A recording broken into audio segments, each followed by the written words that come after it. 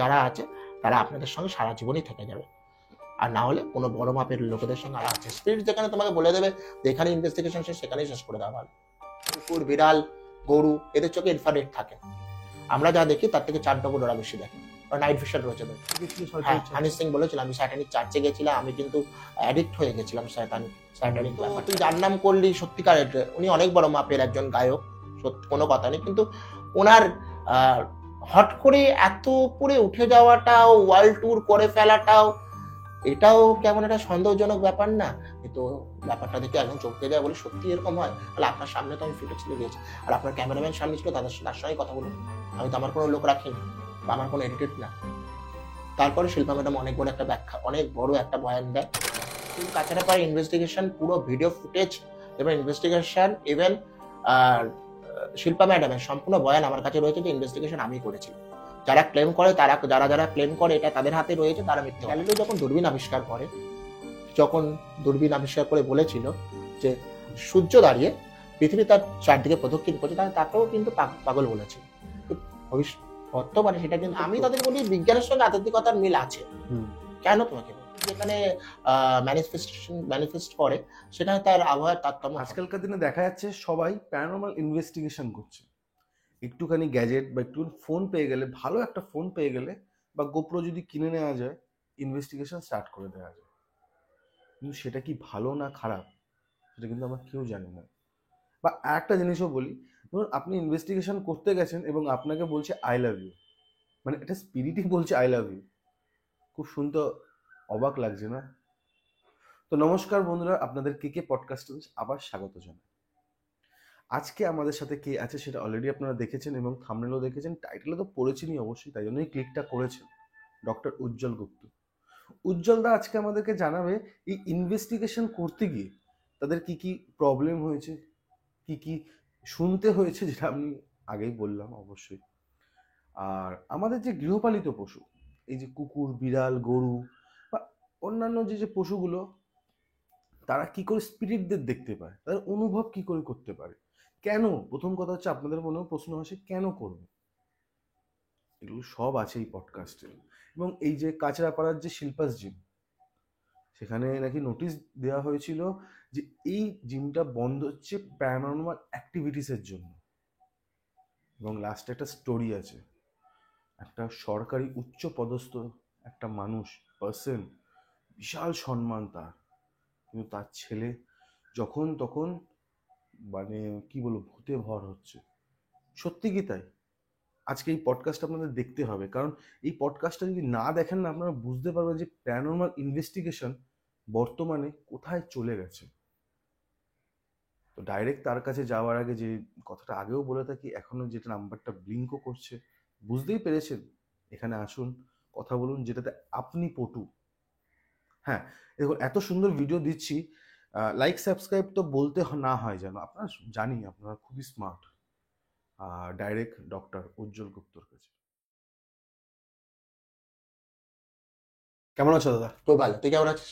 এই চলছে, কিন্তু আজকে একটু অন্যরকম ভয় আছে। কেমন? আমি শুনেছি যে তোমার সাথে নাকি যদি পডকাস্ট করা হয় তাহলে একটু ভৌতিক বা অন্যরকম কিছুটা একটা কল আসে, যে কলগুলো মানে একটু অন্যরকম হয়।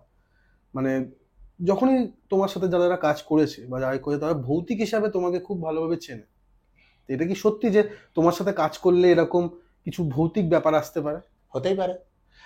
এরকম তো হয়েছে, এরকম প্রচুরবার হয়েছে। পডকাস্টে আমার সঙ্গে এরকম বেসিক্যালি হয়নি, আমার যারা ফেলো রিসার্চার রয়েছে, যেমন দুর্গাপুরে আছে বিশাল বলে, তারপর সব্যসাচী বলে আসানসোলে রয়েছে। এরা যখনই আমার সঙ্গে ইনভেস্টিগেশন করতে গেছে, তারা কোনো না কোনো জায়গায় ক্ষেত্রে ভয় পেয়েছে। তারা বলেছে যে দাদা তোমার সঙ্গে গেলে একটা মনে হয় যে কমিউনিকেশন করার সময় একটা আলাদা রকম এনার্জি আমরা অনুভব করতে পারি। তো এটা কিছুটা সত্য, আবার কিছুটা তারা হয়তো ভালোবেসে আমার রিসার্চকে ভালোবেসে বলে। আর এটা হতে পারে যে ওখানে গিয়ে একটা আবহাওয়াটা তার শরীরের মধ্যে লাগার ফলে ওটা হতে। এক্স্যাক্টলি, আমার তো মনে হয় যে স্পিরিট যেখানে ম্যানিফেস্ট করে সেখানে তার আবহাওয়ার তারতম্য হবেই।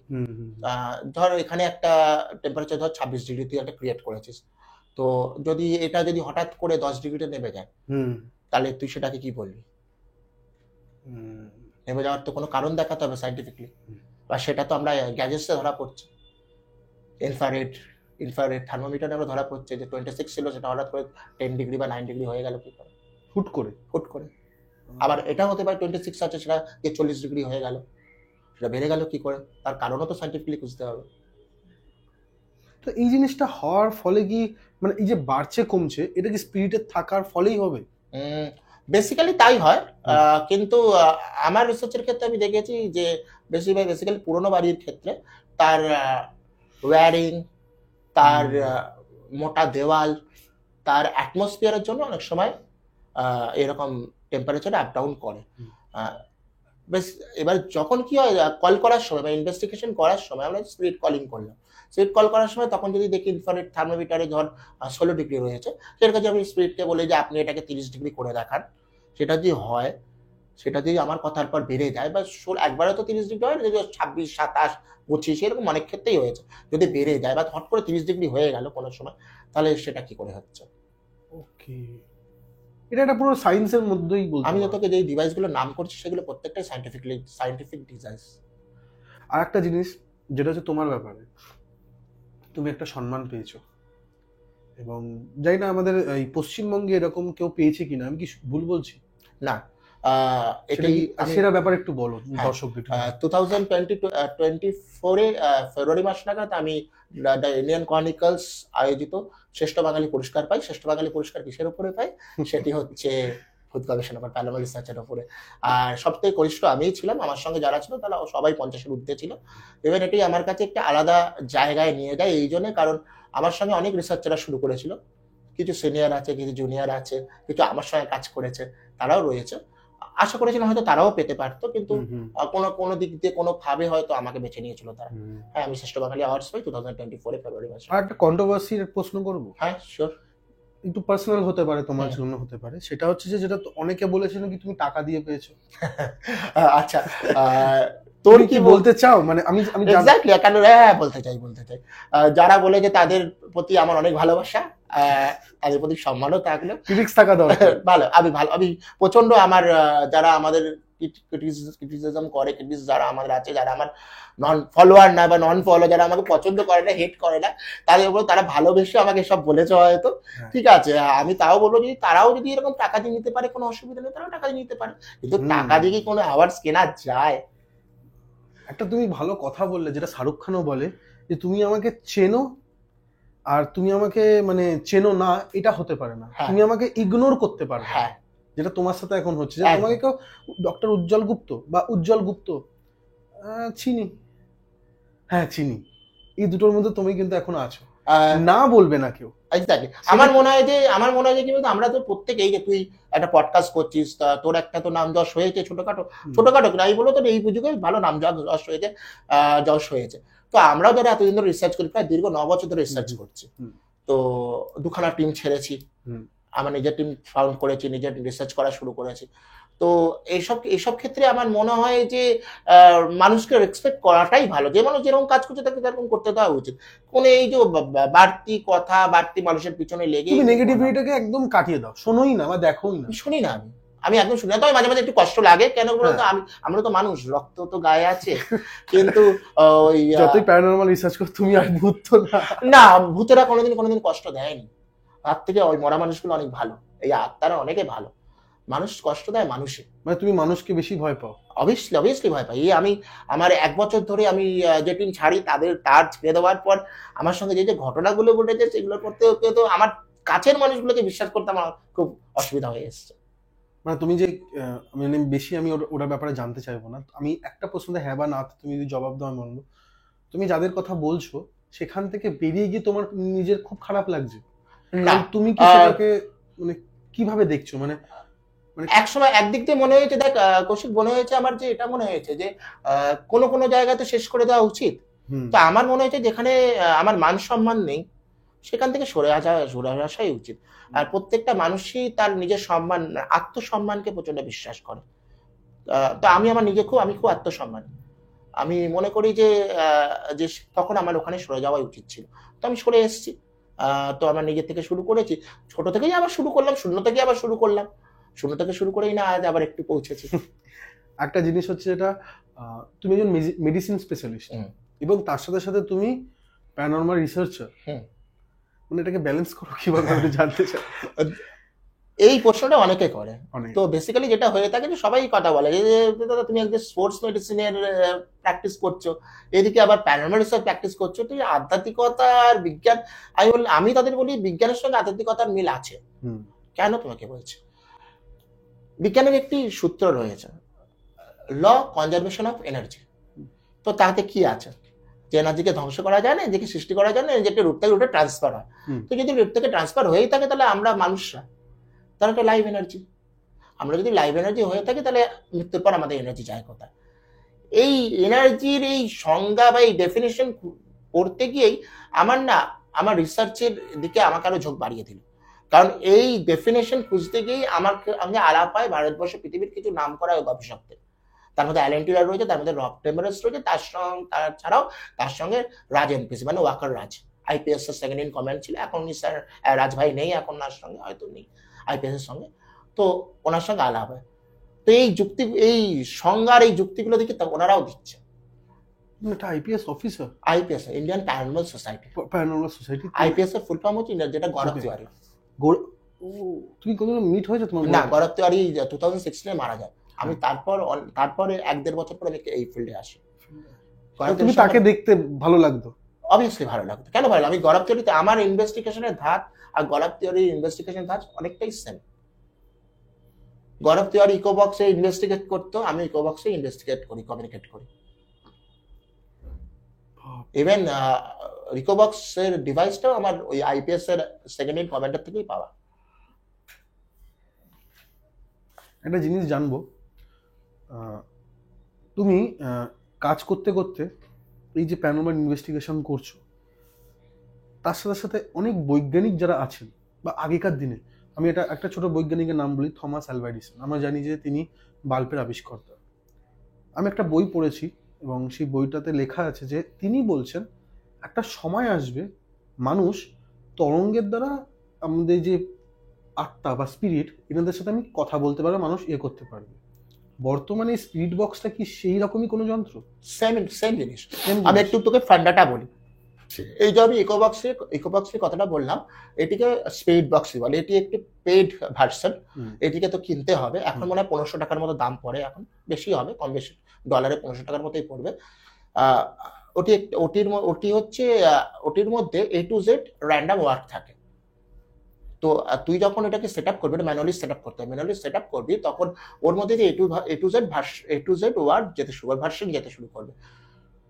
তো যখন যাবে তখন আমরা কিছু ইন্টেলিজেন্ট প্রশ্ন করি। ধর আমরা আজকে 3 জন আছি, তো ধর আমরা কোথাও স্পিরিট কলিং করছি। তো আমি যদি বলি যে আমার সঙ্গে যে যিনি আছে তাদের দুজনের মধ্যে একজনের নাম বলতে পারবেন, তার মধ্যে যদি কৌশিক আসে তাহলে সেটাকে আমরা ইন্টেলিজেন্ট কমিউনিকেশন বলি। এবার আমরা যদি বলি যে আরেকজন যিনি আছে তার সে কি রঙের গেঞ্জি পরেছে তার কালার বলতে পারবেন, সেখান থেকে যদি লাল আসে বা রেড আসে, এটাকে আমরা ইন্টেলিজেন্ট কমিউনিকেশন বলি। এটি হচ্ছে স্পিরিট বক্স বা ইকোবক্সের কাজ। এটা তো একটা মানে তরঙ্গের বলতে গেলে, হ্যাঁ, এটিকে হ্যাঁ অবভিয়াসলি তরঙ্গের মধ্যেই তো হচ্ছে। একটা র্যান্ডম ওয়ার্ড এয়ারে ভাসছে, সেটা থেকে কেউ কিছু ক্যাচ করে সেখান থেকে বের করার চেষ্টা করছে। একদম। আমার খুব একটু অবাক লাগে, এটাও তো একটা বৈজ্ঞানিকের আবিষ্কার এবং একটা বৈজ্ঞানিক বলেছেন একটা সময়। এবং দেখতে গেলে অনেক মানে যখন ব্রিটিশরা আমাদের ইন্ডিয়াতে ছিল, সেই সময়কার যে বৈজ্ঞানিক ছিলেন, যেমন অ্যালবার্ট আইনস্টাইন, রবীন্দ্রনাথ টেগর বা ঠাকুর, যেটা টেগর বলবো না, ঠাকুর বলবো, বাদবাকি যারা আছেন, তারা বলেছেন যে হ্যাঁ আমরা স্পিরিট দেখতে পাই এবং স্পিরিটের একটা বিশ্লেষণ তারা দিয়েছেন। কিন্তু বর্তমানে যারা বিজ্ঞান সোসাইটি বা সায়েন্স সোসাইটি যাদেরকে আমরা বলে থাকি, তারা এত ডিনাই কেন করছে, বা তারা মাঝে মাঝে একটুখানি মানে বেঁকে বসে কেন? তারা কি বোঝাতে চাইছে? তোমার কাছে কি মনে হয়? এই গবেষণার ক্ষেত্রে বেসিক্যালি বিজ্ঞান আস্তে আস্তে উন্নত হচ্ছে। এখন অনেক রকম ডিভাইস বেরিয়েছে, অনেক রকম গ্যাজেটস বেরিয়েছে, যেগুলোতে আমরা চেষ্টা করছি স্পিরিটের সঙ্গে কানেক্ট করার। সেগুলো ISI মার্কস, আর সেগুলো সব বাইরে থেকে বেসিক্যালি বেশিরভাগই বাইরে থেকেই আসে। তো বিজ্ঞানের কিন্তু এখন আস্তে আস্তে এটাকে মেনে নেওয়ার চেষ্টা করছে যে কিছু এন্টিটি বা আউট অফ বডি ইন্টেলিজেন্স বলে কিছু হয়তো হয়, কিন্তু কিছু ন্যাশনাল লোকজন আছে যারা এটাকে নিয়ে এখনো এগিয়ে বিতর্কিত যাচ্ছে, একটা। বিতর্ক সৃষ্টি করছে। কিন্তু আমার কাছে তাদের কাছে আমার একটাই বলার কথা, যে গ্যালিলিও যখন দূরবীন আবিষ্কার করে, যখন দূরবীন আবিষ্কার করে বলেছিল যে সূর্য দাঁড়িয়ে পৃথিবী তার চারদিকে প্রদক্ষিণ করছে, তাহলে তাকেও কিন্তু পাগল বলেছিল। বর্তমানে সেটা কিন্তু প্রুফ। তো আমরাও ইনভেস্টিগেশন যারা করছে বা ইনভেস্টিগেটর, তারাও আমরা চেষ্টা করছি ইনভেস্টিগেশন করার, প্রুফ করার সামথিং ইজ দেয়ার, বা কিছু এন্টিটি বা কিছু আছে। তো দেখা যাক না তারা কতটা কি মেনে নেয়। মানে কুছ তো লোক কহেंगे, लोगों का काम है कहना। আর আমাদেরও চেষ্টা যে ইনভেস্টিগেশন। না না, ডিস্টার্ব করতে আসিনি, জাস্ট কিছু কথা বলতে এসেছি। যেটা হচ্ছে যে এরপর এই ভিডিওটা শেষ হওয়ার পর কিছু ফুটেজ দেখতে পাবেন, এবং সেই ফুটেজগুলো যদি আপনারা না দেখেন তাহলে আপনারা বুঝতে পারবেন না এর পরের ইনভেস্টিগেশনটা কী বিষয় হতে পারে। সো ফুটেজটা দেখুন, তারপর বুঝতে পারবেন এর ভেতরে কী। কিসের আওয়াজ হলো?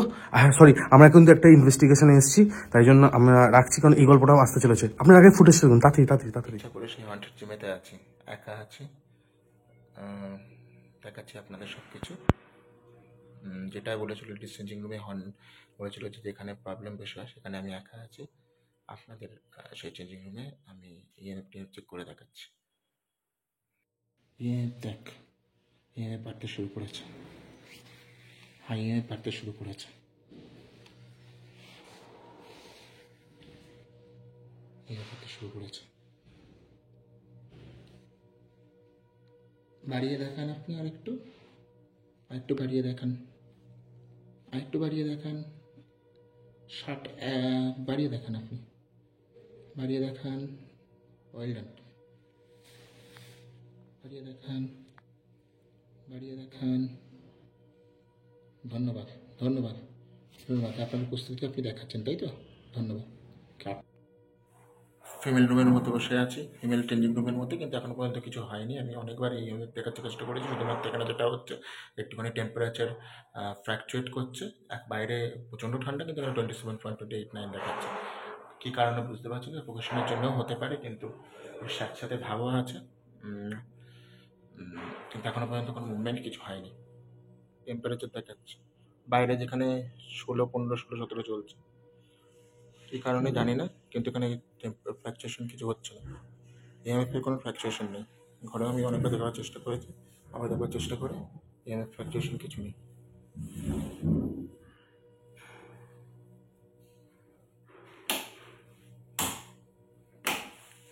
ফ্ল্যাকচুয়েশন কিছু নেই। 28 ডিগ্রি দেখাচ্ছে ভেতরে।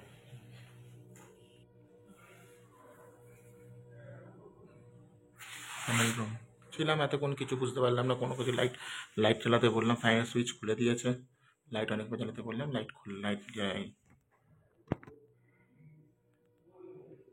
ভেতরেই আছি আমি, ফ্যামিলি রুমের ভেতরে। কোনো রকম হাত দেখতে পাচ্ছি না। যখন শুনেছিলাম, আমি ওনাদের বলছি লাইট চালানোর জন্য, যদি কোনো আত্মা কোনো স্পিরিট থাকে লাইট জ্বালিয়ে দেখান, আপনি বা সেটা বন্ধ করে দেখান, বা কোনো আওয়াজ করে দেখান।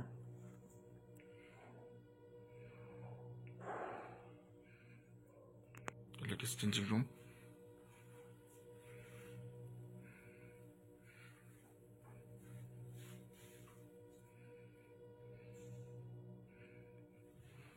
আমি একা রয়েছি, ফ্যানটা খোলা হয়ে গেছে অলরেডি, ফ্যানটা না খুললে ভালো হতো।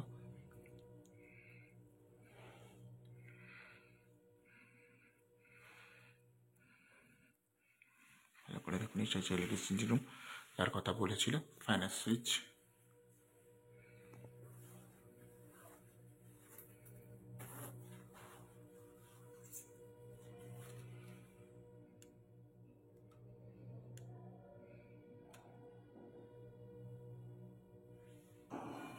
ইএমএফ চেক করার চেষ্টা করছি।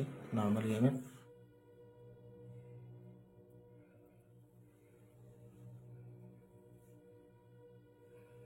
27.9 ডিগ্রি দেখাচ্ছে, কিন্তু বাইরে ঠান্ডা যথেষ্ট বেশি। কেন গরম আমি জানি না। 28 দেখাচ্ছে, ফ্ল্যাকচুয়েট করছে।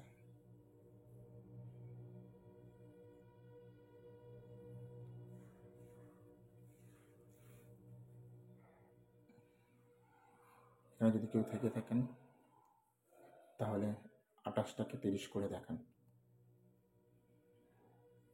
আপনাদের সম্মানের সঙ্গে বলছি, এটাকে 30 করে দেখান বা 29 করে দেখান। আরও বাড়িয়ে দেখান, 29 করে দেখান, তাহলে বুঝতে পারবো। বা ইএমএফ বাড়িয়ে দেখান, সামনে আসার চেষ্টা করুন।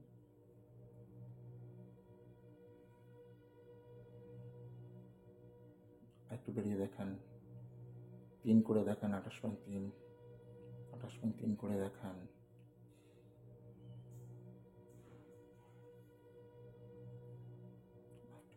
ডিগ্রি বা কমিয়ে দেখান একটু, বা ইএফে তারপর একটু করে দেখান।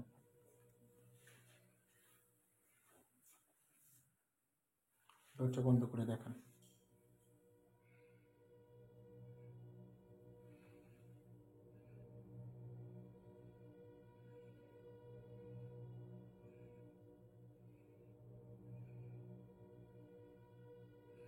কোন রকম তারতম্য ঘটিয়ে দেখান।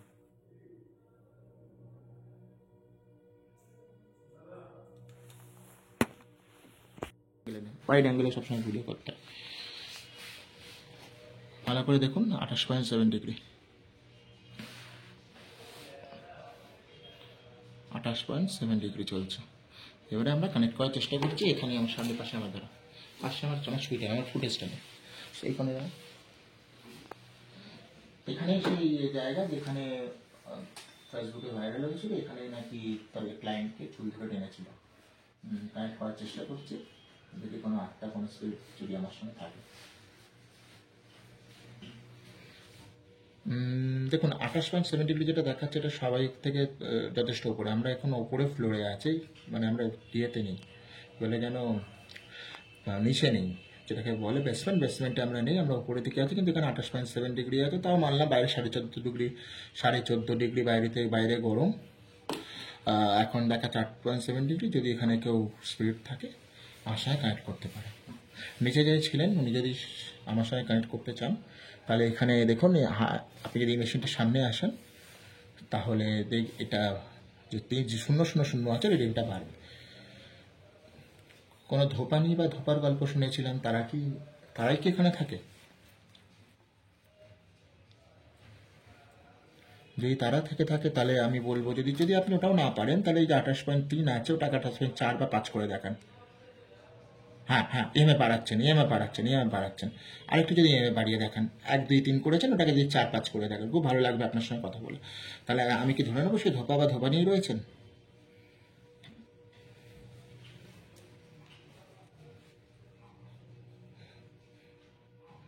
দেখুন আমি কি করতে এসেছি আপনি খুব ভালো মতো জানেন।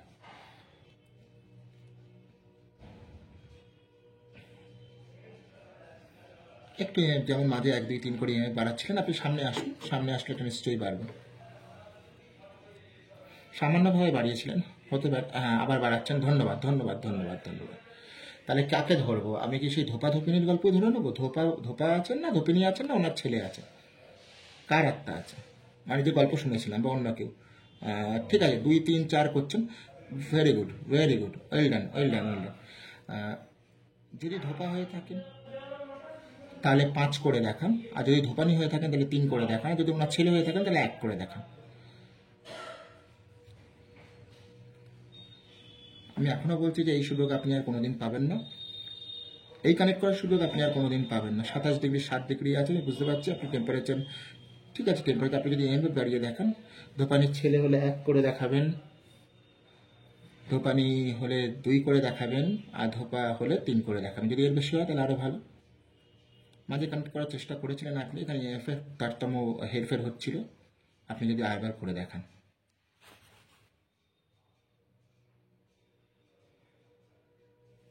আপনি যতক্ষণ না আমার সামনে আসবেন বারবার, ততক্ষণ আমি কিছু বুঝতে পারবো না।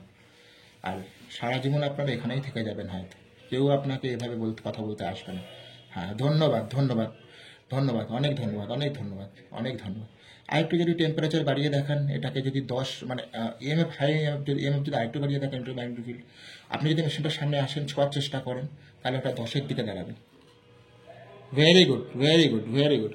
আপনি 15-16 করার চেষ্টা করছিলেন, সেটাকে এটা যদি 20 করে দেখান, আমি আরেকটু আপনার কাছ থেকে হেল্প পেতে পারি। আমি চলে যাওয়ার পর এই জিম বন্ধ হয়ে যাবে, জীবনে আপনার সঙ্গে কেউ কথা বলতে আসবে না। শেষবারের মতো বলছি, যদি 20 করে দেখো 23, ধন্যবাদ, অনেক ধন্যবাদ, অনেক ধন্যবাদ। তাহলে ধরে নেবো যে আপনারা এখানে ভালো আছেন। যদি ভালো থাকেন তাহলে 1 করে দেখান, যদি ভালো না থাকেন তাহলে 20-র ওপরে করে দেখান।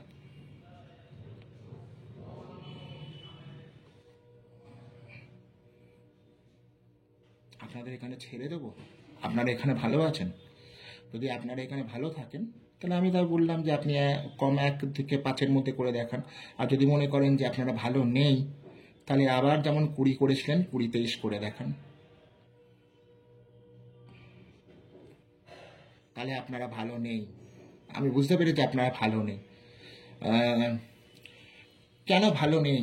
এখন যে আমার সঙ্গে কানেক্ট করতে যে ছেলে না মেয়ে, যদি ছেলে হয়ে থাকেন তাহলে 5-এর ওপরে করে দেখাবেন, যদি মেয়ে হয়ে থাকেন তাহলে 20-র ওপরে করে দেখাবেন।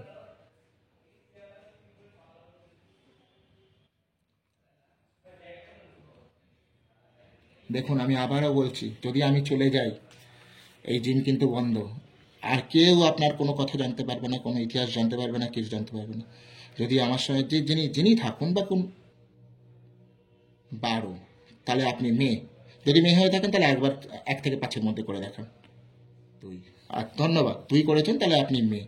তাহলে আমি ধরে দিলাম যে আপনি মহিলা, মহিলা একজন, তাই তো? তাহলে আরেকবার 5 করে দেখান, 1 থেকে 5-এর মধ্যে করে দেখান।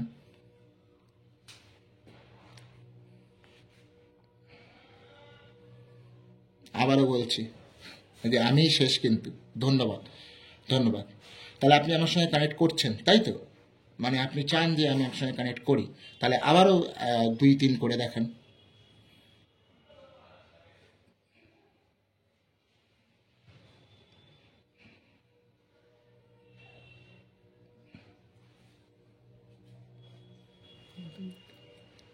ধন্যবাদ, আপনি করার চেষ্টা করছেন, আপনার সঙ্গে কমেন্ট করে খুব ভালো লাগলো। এবারে বলুন যে এখানে থাকার কারণ কি আপনার? হ্যাঁ, আমি বুঝতে পারছি আপনি কানেক্ট করে ফেলেছেন আমার সঙ্গে। এখানে থাকার কারণ কি? যদি কারণ ব্যক্তিগত হয়ে থাকে, যদি কারণ ব্যক্তিগত হয়ে থাকে তাহলে 5 করে দেখান। আর যদি কারণ ব্যক্তিগত না হয়ে থাকে তাহলে আবারও 1-2 করে দেখান। তাহলে আমি পরের কথায় আপনার সঙ্গে যেতে পারবো। কারণ আপনার ব্যক্তিগত, হ্যাঁ হ্যাঁ বুঝতে পারছি আপনি করার চেষ্টা করছেন। ঠিক আছে, আপনার ব্যক্তিগত কারণে আমি হাত দেবো না। আপনারা কি এখানেই থাকতে চান? যদি আপনারা এখানে থাকতে চান তাহলে 20-র ওপরে করে দেখান, তাহলে আমি চলে যাব, আমি আর আপনার সঙ্গে কমিউনিকেট করবো না। আর যদি মনে করেন যে আমি কমিউনিকেট করতে চাই তাহলে আপনি আবারও 10-এর নিচে করে দেখান, তাহলে আমি বুঝতে পারবো আমি কমিউনিকেট করতে, আপনি কমিউনিকেট করতে চান, চালিয়ে যেতে চান।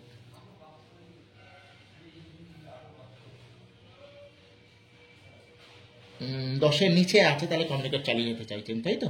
দাদা, একটা বিতর্ক এসেছিল, যেটা হচ্ছে শিল্পাস জিম, যেটা মনে হয় ব্যারাকপুরে আছে। না, ওটা কাঁচরাপাড়া। কাঁচরাপাড়াতে আছে। ওটা ওখানে না অনেক রকম ঘটনা ঘটেছে, এবং অনেক টিভিতে দেখিয়েছে, অনেক ওয়েবসাইটে দেখিয়েছে, এবং অনেক রকম লেখাও বেরিয়েছে, এবং কল রেকর্ডিংও শুনেছি। ঠিক আছে, আমি কি কোনো জায়গায় ভুল আছি? না, তোমার কাছে কি, মানে তোমার কাছে বক্তাটা, মানে কি বলবো, ব্যাপারটা কি তোমার কাছে আমি জানতে চাই। 2024 জানুয়ারি মাস শিল্পা সেন প্রথম ভাইরাল হয় ফেসবুকে। তারপর ইনভেস্টিগেশনের জন্য আমার কাছে আসে শিল্পা ম্যাডাম, মানে শিল্পা জিম যার নামে শিল্পা পোদ্দার, তার হাজবেন্ড রাজীব পোদ্দার।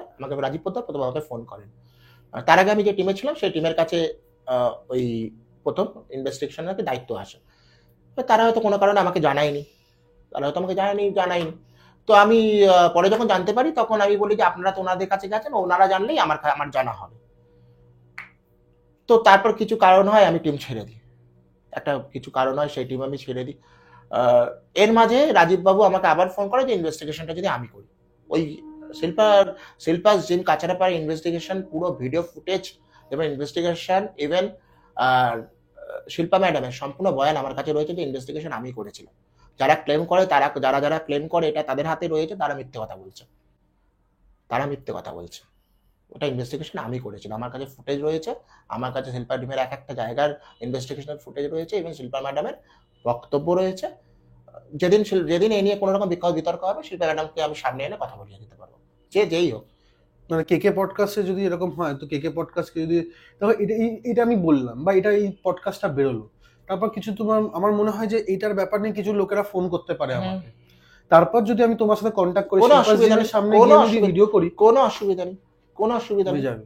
কোনো অসুবিধা নেই, আমি কথা বলি নিজের না, তাহলে ওখানে আমি জানি আর আমি তো তোদের ভিডিও ফুটেজ দিয়ে দেবো। হ্যাঁ, তোদের অলরেডি তোদের ইনভেস্টিগেশন ভিডিও ফুটেজ দিয়ে দেবো, যেগুলো ওখানে তুই যদি ইনবিল্ট করে দিবি, তোরা বুঝে যাবি, তারা বুঝতেই পারবে, ওকে। তারা বুঝতেই পারবে। আমি ফুটেজ ছাড়া কোনো কথা বলছি না, তোর কাছে ফুটেজ আছে, ইনভেস্টিগেশন ফুটেজ আমার কাছে আছে। তুমি এই ব্যাপারটা একটা পডকাস্ট থেকে তুমি কি মানে বিস্তারিত বলেছো, আমি যেটা দেখেছি, হ্যাঁ। ঠিক আছে? আমি একটু জাস্ট জিজ্ঞেস করব, হ্যাঁ আমি ওখানে দেখেছি পুরোটাই, কিন্তু এখানে আমি একটা জিনিস জিজ্ঞেস করবো যে এখানে কি ছিল, সত্যি কি এটা ছিল না কি ছিল না? অবভিয়াসলি ওখানে যে কেস হিস্ট্রি ছিল প্রথমত মারাত্মকভাবে, মানে কিছু ফুটেজ আমাকে পাঠিয়েছিল সিসিটিভি, যেগুলো দেখে মনে হচ্ছিল মেয়েরা পজেস্ট হয়ে যাচ্ছিল, ঠিক লাগছিল না। ওর এখানে কেস হিস্ট্রি ছিল যে নিচে যে জিম ছিল তাদের লেডিস চেঞ্জিং রুম আর একটা মেল চেঞ্জিং রুম ছিল। লেডিস চেঞ্জিং রুমের সুইচের বাটন নাকি নিজে থেকে অন অফ হয়ে যায়, তুই অন করে দিয়ে আসলি, পাখা চালালি, ফ্যানের নিজে থেকে অফ হয়ে যায়, আবার তুই অফ করলে অন হয়ে যায়, এটা চলতেই চলছিলি। শিল্পা ম্যাডাম ব্যাপারটাকে একটু চেপে গেছিল, কেন উনি ব্যবসায় অতগুলো টাকা ঢেলে লাগিয়ে দিয়েছিল। জিম মানে খুব দামি জিম, হ্যাঁ দেখেছি, খুব দামি জিম, তো উনি টাকা লাগিয়ে দিয়েছিল, উনি কিছুদিন চেপেছিল। এই ঘটনাটা বাড়তে শুরু করে যখন ওনার স্টাফের ওপরে যখন এইসব ঘটনা ঘটতে শুরু করে। তার কিছু ফুটেজ আমি অল্প দিয়ে দেবো, সেগুলো তুই দিতে পারিস, দেখতে পারবি ওনারা সিসিটিভি ফুটেজ আমাকে কি দিয়েছিল। তো এটা ইনভেস্টিগেশন করার যখন আমাকে দায়িত্ব দেয়, তখন শিল্পা ম্যাডামকে বলি যে আমাকে এটা মানে খোলা ছাড় দিতে হবে, যদি কোথাও মনে হয় যে আপনি করছেন সেটাও কিন্তু আমি সবার সামনে তুলে ধরবো। কারণ আমার প্রথম থেকে মনে হয়েছিল যে এটা হতে পারে ম্যানমেড, ওনারা হয়তো দুজনে মিলে কিছু বানানোর চেষ্টা করছে বা ছড়ানোর চেষ্টা করছে। যখন এটা ইনভেস্টিগেট করি, যখন যারা যারা ভিকটিম ছিল, যারা যারা স্টাফ ছিল, যাদের দেখে পাঠাই, তাদের 12 জনের মধ্যে 11 জনই সেম কথা বলে যে কিছু ঘটনা ঘটছে, একজনের কথা একটু এদিক ওদিক লাগে। এরপরে মুশকিল হয় এই জিমে ঢোকার। কেন? শিল্পা ম্যাডামের ওটা ছিল রেন্টেড প্রপার্টি, যার প্রপার্টি ছিল উনি ওখানে কাউকে ঢুকতে বারণ করছেন, কারণ তার আগে মিডিয়া হয়ে গেছিল। তো শিল্পা ম্যাডাম আমাকে দায়িত্ব দেয় যে কিভাবে ঢোকা যায়। তো ওনাকে বলি যে দেখুন, ঢোকাতে তো আমাকে হবে, যতক্ষণ না আপনি ওখানে আমাকে ঢোকাবেন ততক্ষণ আমি কিছু আপনাকে বলতে পারবো। তুমি তো এমনি ঢুকতে পারো না, বললাম না, যার যার জমি ছিল উনি ঢুকতে দিচ্ছিল না। না, তুমি এমনি অ্যাজ আ কাস্টমার ঢুকতে তো পারো না, বন্ধ হয়ে গেছিল জিম, জিম এখন নেই, জিম বন্ধ হয়ে গেছে। জিম বন্ধ হয়ে গেছে? হ্যাঁ, ওটা ব্যারাকপুরে ট্রান্সফার হয়ে গেছে। শিল্পা জিম কাঁচার পায়রা নেই, বন্ধ হয়ে গেছে। আমি এটা জানতাম না। উনি বন্ধ করে দিয়েছেন, উনি চালাননি, মারাত্মক ভাবে ওনারা এফেক্ট হয়েছে বলে ওনারা চালান। কিন্তু আমি একটা পডকাস্ট বা এই পডকাস্ট আগের পডকাস্টে আমি ঘটনার যতটা শুনেছি, এর আগে ইনভেস্টিগেশন আমি যেটা জানতে পেলাম যে ওর মধ্যে কিছু ছিল না, ম্যানমেড ছিল। না, আমার কাছে যা ভিডিও আছে যে যারা করেছে তারা তাদের মতো করে বলে। আমি কি ভুল বলছি? সেখানে তারা বলছিল কি যে তারা ম্যানমেড বলেছে? তারা তাদের মতো করে ব্যাখ্যা দিয়েছে, আমি আমার মতো করে ব্যাখ্যা দিয়েছি। আমার কাছে ইনভেস্টিগেশনের ফুটেজ আছে, ইভেন শিল্পা ম্যাডামের বলা বক্তব্য রয়েছে আমার কাছে। তারা যদি আমাকে দেখতে চায়, দেখাতে চায়, তাহলে আমার কোনো অসুবিধা নেই, আমি দেখিয়ে দিতে পারি যারা বলছে ম্যানমেড ছিল। তারা এমন ভাবে ডিসক্রাইব করেছে না কিছু ছিল না ম্যানমেড এর ব্যাপারে। ইনভেস্টিগেশনে তার কাছে আমার তো এটাও দেখার ইচ্ছা আছে তাদের কাছে ইনভেস্টিগেশন ফুটেজ কতটা সত্যতা রয়েছে। না, তারপর আমি এটা ঢুকতে চাইছি না। হ্যাঁ, বেশি ওদেরকে নিয়ে কথা হলো হাইপ পেয়ে যাবে। ওটা দরকার নেই, ওদের হাইপ দেওয়ার দরকারই নেই। হ্যাঁ, তারপর একটু বল। কেন? ওদের বেশি হাইপ পেয়ে যাবে, তখন ওরা ওটা নিয়ে বলবে যে আমাদের নিয়ে ক্রিয়া করছে ওরা। শোন, হ্যাঁ, তো তারপর আমি শিল্পা ম্যাডামকে বলি যে আপনাকে ওখানে আমাকে ঢুকতে দিতেই হবে। তো আমি ওনাকে বারণ করি যে আমি ওনাকে বলি যে তাহলে আমাকে কবে ঢোকাবেন। তো উনি বললেন দেখুন 3-4 দিন পর একজন সিসিটিভি ইঞ্জিনিয়ার ঢুকবে, ব্যাঙ্গালোর থেকে আসার কথা, ওনার ছদ্মবেশে আপনাকে ঢুকুন, আমি ওনাকে ওই একটা আপনাকে পথ করে দিতে পারি। তো সেই দিন মানে কি কপাল, সেদিন ওই ভদ্রলোক মানে অন্য জায়গায় কলকাতায় চলে এসেছিল, তো ওনার কেসটা না করে অন্য জায়গায় গিয়েছিল, বলে ওনারটা পরের দিন করবে বলেছিল। সেই ছদ্মবেশে আমি ঢুকি, একজন ইঞ্জিনিয়ার হিসাবে আমি ওখানে ঢুকি। ইভেন আমি আগে থেকে বলে দিয়েছিলাম যে ওখানে আমার কোনো ক্যামেরা পার্সন রাখবো না, আপনার ক্যামেরা পার্সনই থাকবে। ইভেন কোনো গোপ্রো রাখবেন না, গোপ্রো হলে সন্দেহ করবে, আপনি ভালো মোবাইল ক্যামেরা হাতে দিয়ে দেবেন, যেটা দিয়ে শুট হবে, পুরো ইনভেস্টিগেশন প্রসেস শুট হবে। পুরোটা নেওয়া হয়েছে? হ্যাঁ, আমি লেডিস চেঞ্জিং রুমে কাটিয়েছি অনেকক্ষণ, আমি মেল চেঞ্জিং রুমে লেডিস চেঞ্জিং রুমের সুইচ অফ অন করে বলেছি যে আপনি অফ অন করে দেবেন, প্রত্যেকটা ফুটেজ আমার কাছে রয়েছে। হচ্ছে? হ্যাঁ, না বলেছি করার জন্য, কিন্তু কিচ্ছু হয়নি। আমি যখন বেরিয়ে আসি ঠিক লেডিস চেঞ্জিং রুমের সামনে তখন হাইএমএফ ইলেকট্রোম্যাগনেটিক ফিল্ড বাড়তে শুরু করে, হঠাৎ করে মারাত্মক বাড়তে শুরু করে। তার ফুটেজ আমার কাছে রয়েছে। ইভেন এইটা দেখে ওই যে ক্যামেরাম্যান ছিল মারাত্মক ভয় পেয়ে যায়, মারাত্মক ভয় পেয়ে যায়। ও কাঁপতে শুরু করে, বলে দাদা চলো, আমি আর পারছি না, ভয় লেগে গেছে আমার। তারপর ওকে টেনে নিয়ে ওপরে যাই। এরপর সেকেন্ড যেটা বলেছিল ওরা, আর একটা যেটা হটস্পট, ওটা ওদের সিসিটিভি ফুটেজেও ছিল, ওদের স্পা রুমটা। তো স্পা রুমে ইনভেস্টিগেশন করি, ওখান থেকে আসলে ইনভেস্টিগেশন স্টার্ট হয়, গল্প ওখান থেকে শুরু হয়। তোকে আরেকটু ছোট্ট করে বলে রাখি, এই ইনভেস্টিগেশন হওয়ার আগে আমার কাছে অনেক ফেসবুকে কমেন্টের মধ্যে একটা কমেন্ট ছিল যে আমি খুঁজছিলাম, সত্যতার লিঙ্ক খুঁজছিলাম কি হতে পারে। কেউ একজন কমেন্ট করেছিল যে ওখানে না হওয়ার কিছু কারণ নেই, কারণ ওই জায়গায় একটি পুকুর ছিল, আর যেখানে জিম, একটি পুকুর ছিল, সেখানে ধোপিনি আর তার ছেলে থাকতো। তার ছেলে ওখানে গলায় দড়ি দিয়ে সুইসাইড করে। ইভেন সেই শোকে ধোপাধোপিনি ওই জলে তারাও আত্মহত্যা করে পরের দিন। তারপর থেকে নাকি ওই জায়গাটা ওরকম ভাবেই রয়েছিল। ইনভেস্টিগেশন যখন করি, নানা রকম প্রশ্ন করি, করতে করতে ওটা ধোপাধোপিনির কথায় আসি। আমি ধোপাধোপিনির কথা আসার পরেই আসল কমিউনিকেট শুরু হয়। আমি বলেছি 22 করে দেখাতে, ধোপা বলে 22 করে দেখিয়েছে। আমি বলি ধোপিনি থাকলে 16 করে দেখাতে, ধোপিনি 16 করেই দেখিয়েছে। সেটা ইএমএম মিটারে আমি যা যা বলেছি, ইএমএম মিটার দিয়ে ইনভেস্টিগেশন করেছিলাম। ছোঁয়ার কথা বলেছিল, আপনারা আসুন ওটাকে ছোঁয়ার চেষ্টা করুন। আমি যা বলছি যদি আপনি করার চেষ্টা করেন, তাহলে আমি বুঝতে পারবো আপনাদের উপস্থিতি রয়েছে। তার ফুটেজও আমার কাছে রয়েছে, সেটা আমি তোদের ভিডিও দিয়ে দেবো, সেটা তোরা ওখানে দিতে পারিস। এই ভিডিও হয়ে যাওয়ার পর যখন শিল্পা ম্যাডামকে পাঠাই, শিল্পা ম্যাডাম মানে একটা আলাদা রকম চমকে যায়। পরে বাড়িতে ওনার সঙ্গে ওনার অফিসে দেখা করি, বাড়ি কাম অফিসে দেখা করি। উনি তো ব্যাপারটা দেখে একদম চমকে যায়, বলি সত্যি এরকম হয়? তাহলে আপনার সামনে তো আমি ফিটে ছেড়ে দিয়েছি, আর আপনার ক্যামেরাম্যান সামনে ছিল, তার সঙ্গে কথা বলুন, আমি তো আমার কোনো লোক রাখিনি বা আমার কোনো এডিটেড না। তারপরে শিল্পা ম্যাডাম অনেক বড় একটা ব্যাখ্যা, অনেক বড় একটা বয়ান দেয় আমার প্রতি, একটি নিউজ পোর্টালকে বয়ান দেয়, যেটা আমরা শুনেছি সবাই। হ্যাঁ, সেটা অনেকেই শুনেছে। আর বয়ান দেয়, সেই বয়ানটা সত্যিকারে মনে হয়েছিল যে আমার কাছে অনেক বড় পাওনা। কারণ ওই কেসটা ওই সময় ইনভেস্টিগেশন করার মতো কেউ ছিল না, কারণ কেসটা তারা ঢুকতেই পারছিল না। এই হচ্ছে শিল্পা পোদ্দারের ইনভেস্টিগেশন। তারপর উনি বিজনেস, তারপর উনি ছেড়ে দেন, উনি বিজনেস আর ওখানে করেননি, উনি ওখানে ছেড়ে দেন, ছেড়ে দিয়ে সেটাকে কুটিয়ে নিয়ে ব্যারাকপুরে চলে আসেন। ওয়াও, থ্যাংক ইউ দাদা। মানে এটা আমি ছোট করে জানলাম, এর তো ভেতরে অনেক বিস্তারিত আছে, অনেক কিছুই আছে, কারণ আমি অলরেডি অনেক শুনে কিছুই নিয়েছি। আছে, আমি আগে একটা পডকাস্ট তুমি অলরেডি পুরো বিশ্লেষণ করেছো। তো এবার দাদা আমি একটা জিনিস জিজ্ঞেস করবো, আমি একটু এখান থেকে বেরোতে চাইছি, বেরিয়ে গিয়ে আসছে, তারপর আবার স্পিরিটে ঢুকবো। যেটা হচ্ছে যে ইলুমিনাটি। কিছুদিন আগে দিলজিৎ দোসাঞ্জকে জিজ্ঞেস করা হয়েছে যে আপনি কি ইলুমিনাটির সাথে আছেন, বলে হ্যাঁ আমি সাথে আছি। তুমি শুনে মজা করেই বলেছিল, মজা করে বলেছে কি সত্যি বলে জানি না, মজা করে বলেছিল। আর সত্যি কি হয়? কারণ অনেকে বলেছে আছে, অনেকে বলেছে এইসব কোনো আমি মানি না, এটা কোনো দেখিনি। প্রথম ইলুমিনাটি কি এটা তুই জানিস তো? হ্যাঁ, একটা সংস্থা, হ্যাঁ, একটা সিক্রেট সংস্থা। তারা সেরকম মানুষদের বেছে না যারা খুব দরিদ্র সীমার তলায় নিচে থাকে, তাদের কাজই তাই। তাদের দরিদ্র সীমার নিচে যারা থাকে তাদের বেছে নেয়, তাদের বেছে নিয়ে তাদের বলা হয় তোমার সোলকে ডেভিলের কাছে দিয়ে দেবে, তারপর থেকে রাজা হওয়ার বা উঁচুতে ওঠার দায়িত্ব আমাদের। কিন্তু তার ক্ষেত্রে তোমাকে ওই এটা নাগা সাধুর মতো, তোমাকে সবকিছু স্যাক্রিফাইস করে আসতে হবে, মানে ডেভিলের সাধনাই করতে হবে। তো ইলুমিনাটি বেসিক্যালি কিছু মানুষকে বেছে নেয়। এবার তুই যার নাম করলি, সত্যিকারের উনি অনেক বড় মাপের একজন গায়ক, সত্যি কোনো কথা নেই, কিন্তু ওনার হট করে এত উপরে উঠে যাওয়াটাও, ওয়ার্ল্ড ট্যুর করে ফেলাটাও, এটাও কেমন একটা সন্দেহজনক ব্যাপার না? মানে এটা তো শর্ট করে অরিজিৎ সিং নয় না, মানে হ্যাঁ সেটাই না, মানে এটা হট করে উপরে উঠে যাওয়াটাও একটা ভেবে দেখার ব্যাপার না। এটাও তো হতে পারে অনেক বছর ধরে নিয়ে আছে। হ্যাঁ, আমি সেটার কথা কোনো রকম বলছি, হতে পারে এটা বছর ধরেই হয়তো করে, কিন্তু এই হঠাৎ করে এই সাইনটা দেখাবার পরেই কেন?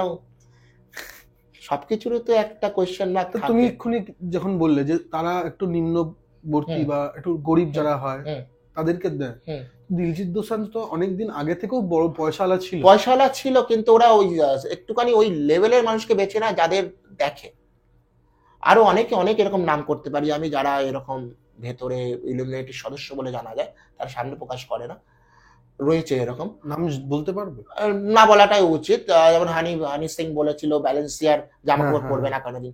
এবং তিনি তাকে এবার নাকি হানি সিং একজন বারবার বলে যে আমি কিন্তু স্যাটানিক শয়তান। চার্চে গেছিল, হ্যাঁ, নিয়ে গেছিল হ্যাঁ, শয়তানিক হানি চার্চে। সিং বলেছিল আমি স্যাটানিক চার্চে গেছিলাম, আমি কিন্তু অ্যাডিক্ট হয়ে গেছিলাম স্যাটানিক ব্যাপারটাকে নিয়ে। হুম, হুম, হুম। তো আমার কোনো কোনো যে মনে হয় যে উনিও হয়তো কোনো সময় হয়তো ওনার সঙ্গে কানেক্ট ছিলেন। অনেকেই রয়েছে, এরকম অনেকেই রয়েছে যারা নাম না করেও হয়তো আজ সেই জায়গায় মনে হয় illuminati অরিজিৎ স্বরূপ। সিংও আছে। হ্যাঁ, অরিজিৎ সিংও হতে পারে, বোঝা যাবে না। তুই তো নাও বোঝা যাবে না। বোঝা কি করে যাবে? একমাত্র তুমি প্রকাশ না করলে কি করে বোঝা যাবে?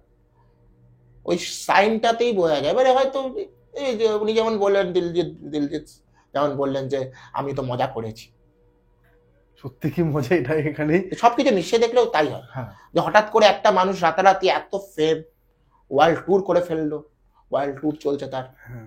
আবার তার নামটাও লিখে ডিলুমিনেটি বলে নাম রেখেছে তার ট্যুরের, সেটাও ভেবে দেয়। সেখানে তো অনেক কিছু রাখতে পারতো, হ্যাঁ, অনেক কিছু রাখতে পারে। দিলজিৎ নাইট রাখতে পারতো, ডিলুমিনেটি রাখলো কেন? এখনো তার ফেসবুক পেজে যাবি, আছে, দেখেছি, ডিলুমিনেটি বলেই লেখা, পোস্টারই তো দেখেছি, হ্যাঁ। ওর মধ্যে লেখা আছে ইলুমিনেটি বলেই লেখা। তাহলে এটা তো ভেবে দেখতে হবে, মানে যা রটে তার কিছু তো অবশ্যই বটে। আর দাদা একটা আমি আমাদের পাড়াতে, মানে আমি একটা জিনিস দেখেছি, খুব অবজার্ভ করি, আমাদের পাড়াতে খুব কুকুর আছে, ঠিক আছে? এবং এখন তুমি কোনো গাড়ির শব্দের আওয়াজ পাচ্ছ এবং আসার সময়ও দেখতে পেয়েছো, রাত্রির বেলা হলে না কুকুররা প্রচন্ড চিল্লায়। তখন না কোনো লোক থাকে, আমি বাইরে মাঝে মাঝে জানলা দিয়ে দেখি যে কেউ আছে কি নেই। তো আমার একটা প্রশ্ন হচ্ছে যে এই কুকুর বা এই প্রাণী যারা আছেন, তারা কি এই স্পিরিটদের দেখতে পায় বা কোনো অনুভব করতে পারে? কারণ আমি শুনেছি আধ্যাত্মিক মা বাবারা বলতো যে বিড়াল কাঁদলে, কুকুর কাঁদলে নাকি একজন মানুষ চলে যেতে চলেছে। এটা কি সত্যি এগুলো? সাইন্টিফিক ভাবে যদি তুই আমাকে জিজ্ঞাসা করিস তাহলে বলবো যে কুকুর গৃহপালিত পশু, কুকুর, বিড়াল, গরু, এদের চোখে ইনফ্রারেড থাকে। আমরা যা দেখি তার থেকে 4 ডবল ওরা বেশি দেখে, ওরা নাইট ভিশন রয়েছে ওদের চোখে। এটা সত্যি কথা যে তারা আমরা যা দেখি, আমরা যা দেখতে পাই না, ওরা সেটা দেখতে পায় অবভিয়াসলি। একদম তুই যে প্রশ্ন করেছিস এটা ঠিকই যে ওরা দেখতে পায়। ভৈরবের বাহন কে? কুকুর। তাহলে ভৈরবের বাহন ওই কুকুর, বেড়াল, গরু, এদের চোখে আলাদা ইনফ্রারেড রয়েছে, নাইট ভিশন রয়েছে। মানে এরা কি ভবিষ্যৎটা দেখতে পায়? ভবিষ্যতের কথা বলতে পারবো না, কিন্তু কোনো এনার্জি যদি আমরা যেটা দেখতে পাচ্ছি না কোনো এনার্জিকে, সেই এনার্জিকে অবভিয়াসলি ওরা দেখতে পাচ্ছে। তোমাদের খুব পরিচিত একটা মানুষ আছেন, অনিন্দম দা, চেনো তো তুমি? ওনার বাড়িতে একটা কুকুরের ঘটনা ঘটেছিল, জানো? এবং তার বাড়িতে এখনো কুকুর আছে। তিনি বলে যে আমার বাড়িতে কুকুররা এমন, মানে কুকুর বলে উনি বাচ্চা বলে, আমি ভুল হয়েছে এটা, উনি বাচ্চা বলে, এই বাচ্চাগুলো মাঝে মাঝে না কুকুর এরকম তাকাচ্ছে আবার এরকম তাকাচ্ছে, মানে একটা কুকুরের কাছে কিন্তু এটা নর্মাল না, একটা মানুষ যখন দেখছে জিনিসটা। তো একটা বাড়িতে যদি আমি এই বাচ্চাদেরকে রাখি, তাহলে এটা কি বাড়ির জন্য শুভ? অবশ্যই ভালো, যে কোনো পশুই বাড়িতে রাখা অবশ্যই ভালো, আমার এটা মনে হয় পার্সোনালি। এটা গৃহপালিত পশু, যে কোনো পশু, গৃহপালিত পশু, পশুরা অবশ্যই তাদের চোখে ইনফ্রারেড থাকে, তারা অনেক কিছু দেখতে পায়, তাই তোমাকে প্রোটেক্টও করে। এবং অনেকে বলে যে নেগেটিভিটি বাড়ি থেকে হ্যাঁ, কেটে যায়। চায় অবভিয়াসলি চায়। তো মানে দাদা, অনেক ছেলেমেয়েরা যাদের একটু জ্ঞান হয়েছে বা হাতে ফোন এসছে, এবং তোমাদের যে রিসার্চ দেখার পর তাদেরও ইচ্ছা হচ্ছে কিছু প্যারানর্মাল ইনভেস্টিগেশন করবে। তো এটা কি ঠিক? তারা যদি স্টার্ট করে দেয় সঙ্গে সঙ্গে, কোনো জায়গায় গেল, গিয়ে কবরস্থানে ছবি তুলছে, ভিডিও করছে, বলছে এখানে ভূত দেখতে পেলাম, অনুভব পেলাম? একদমই নয়। আমি যারা নিউকমার তাদের বলবো যে এদের সিনিয়র রিসার্চার হিসেবে বলবো, সিনিয়র রিসার্চার বলবো না, একজন গবেষক হিসাবে বলবো, তাদের দাদা হিসাবে বলবো, তাদের ফেলো ইনভেস্টিগেটর হিসাবে বলবো যে প্রথম কথা স্টাডি করতে হবে। এই ফিল্ডে আসতে গেলে প্রথম কথা 2 বছর স্টাডি করো। আর এই ফিল্ডে কোনো কোর্স নেই, এই ফিল্ডে তোমাকে ভূত বাড়িতে কাটিয়ে, হটের বাড়িতে কাটিয়ে তোমাকে শিখতে হবে। আর তুমি যদি মনে করো তুমি ফোনে ডিভাইস আপলোড করে বা ডাউনলোড করে যাই প্রসেসই করো সেগুলো দিয়ে তুমি চালাবে, সে দিয়ে কখনো ইনভেস্টিগেশন হবে না। প্রথম কথা স্টাডি, কোনো সিনিয়রকে বেছে নাও, কোনো সিনিয়রকে ফলো করো। অনেকে আছে, গৌরব তিওয়ারি আছে, রাজ এনপিসি আছে, আমি যদি আমাকে মনে করে আমাকে করতে পারে, আরো অনেকে আছে, তাদের সিনিয়ররা তাদের বেছে নাও। তন্ময়দা আছে, তন্ময়দা আছে, তন্ময়দার মতো এত ভালো একজন বিয়ে রয়েছে, তন্ময়দা রয়েছে, তাদের করুক, অসুবিধা নেই। আর তবে এইভাবে ইনভেস্টিগেশনে এসো না, হুট করে কোনো জায়গায় গিয়ে একদমই ক্যামেরা না। নিয়ে এরকম যাও। একটুখানি স্টাডি করো, স্টাডি অবভিয়াসলি, তারপর আমরা যারা সিনিয়র আছি তাদের কাছে একটু যাও, তাদের কাছে তাদের জ্ঞান নেওয়ার চেষ্টা করো, তারপরে তোমরা ইনভেস্টিগেশনে যাও। আমি তোমার একবার যদি তোমার কন্ট্যাক্ট বা তোমার ধরো ফেসবুক লিংক যদি আমি ডিসক্রিপশনে দিয়ে দিই, কেউ যদি ধরো যদি তোমাকে কিছু জানতে চাইলো, তখন তোমাকে কোনো অসুবিধা নেই, সবসময় আমি সবসময় জানাতে রাজি আছি, আমি যতটুকু জানি সবসময় জানাতে রাজি আছি। দেখ, এই ফিল্ডে সবকিছু জেনে বসে আছি বললে তো হবে না, কারণ এই ফিল্ড এমন একটা অনিশ্চয়তা ভরা ফিল্ড, আজকে যেটা ইনভেস্টিগেশন করছি কালকে পুরোটাই বদলে যায়। আজকে তুমি যেটা খুঁজে পাচ্ছ কালকে সেটা তুমি আর নাও খুঁজে পেতে পারো। প্রত্যেকটা দিনই মানে এই ব্রেনের গবেষণার মতো, ব্রেনকে যেমন প্রত্যেক দিন ব্রেন ডেভেলপ হচ্ছে, আজকে যেমন একটা কিছু ফ্রন্টাল লোবের একটা কিছু ধরা পড়লো, ফ্রন্টাল লোবের সেটা পরের দিন চেঞ্জ হয়ে গেল, খুঁজেই পেলো না, সেরকম এই গবেষণাও তাই। তো অবভিয়াসলি আমি বলবো আগে একটু পড়াশোনা করো, একটু সিনিয়র রিসার্চার দেখো, সিনিয়র রিসার্চের ভিডিও দেখো, তারপর চেষ্টা করো। প্রোটেকশনের একটা ব্যাপার থাকে। প্রোটেকশন আগে ওই তো বললাম, পড়াশোনা তুমি যদি করো তুমি তাহলেই বুঝে যাবে তুমি কিভাবে এগাতে পারো, কিভাবে এগাতে পারো না, মানে কোনটা বাদ দিতে হবে, কোথায় তোমাকে স্টপ করে দিতে হবে, সবকিছু তুমি ওখানে লিমিটেশন আছে, সব লিমিটেশন একটা আছে। স্পিড যেখানে তোমাকে বলে দেবে যেখানে ইনভেস্টিগেশন শেষ সেখানেই শেষ করে দেওয়া ভালো।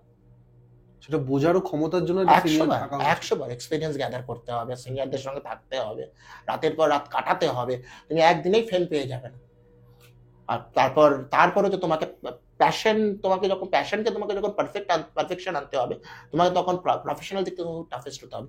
এই ফিল্ডে কোনো পয়সা করি নেই, কিন্তু এই ফিল্ডে তোমাকে নিজেই পয়সা ইনভেস্ট করে সবকিছু করতে হবে। তারপর ভবিষ্যতে তুমি যখন বড় জায়গায় কাজ করবে তখন তোমার আস্তে আস্তে কিছু না কিছু আসবে। একটা জিনিস দাদা আমরা দেখতে পাই, এই যে ইউটিউবে অনেক রকম গল্প আছে, অনেকে অনেক রকমের গল্প বলে, এত ভৌতিক গল্প বলে, সব কি সত্যি? এত কেসের গল্প শুনি না, আমরা নিজেরাই মাঝে মাঝে না একটু মানে কি হয় না, মাথা ঘুরে যায় যে এত জায়গায় হন্টেড বাড়ি, এত জায়গায় ঘটনা, আমাদের কাছে কেস আসে না। তো কোনো জায়গা দিয়ে না মাঝে মাঝে একটুখানি অবিশ্বাসের জায়গা দাঁড়িয়ে যায়, এত হয় না। গত বছর শিল্পাস জিম করেছি, তার সঙ্গে ইয়ের একটা কেস হাতে পেয়েছিলাম, ওই সিকিমের একটি হন্টেড লেকের কেস হাতে পেয়েছিলাম, সেটা গেছিলাম, সেটা পরের দিকে হয়নি বলতে ঝুলে রেখেছে, কেসটা হয়তো হয়ে যাবে। এই বছর একটি কেস রিসেন্টলি রিভিল করেছি, সেটার গল্প তোর কাছে হয়তো খুব তাড়াতাড়ি করবো। তো এত কেস আসে না ভাই, এত জিনিসটা সহজ নয়, মুড়ি মুরগির মতো ভূত, মুড়ি মুরগির মতো গল্প। এটা হতে পারে যে অনেক মানুষরা এরকম আছে যে একটু ফেম পাওয়ার জন্য লোক চিনবে, সেটা তো কোনো ক্ষতি নেই, কিন্তু এইগুলো বলে না। আর একটা জিনিস আমি আমার ব্যক্তিগতভাবে বলছি, আমি তো অনেক ভৌতিক পডকাস্ট করেছি, বিশেষ করে মানুষ দেখে, কিন্তু হ্যাঁ দেখে, প্রচন্ড পরিমাণে দেখে শোনে, সেটাকে বিশ্বাস করা শুরু করে, কারণ তাদের বিশ্বাস করানো হয় এভাবে, তাই বিশ্বাস করানো হয়।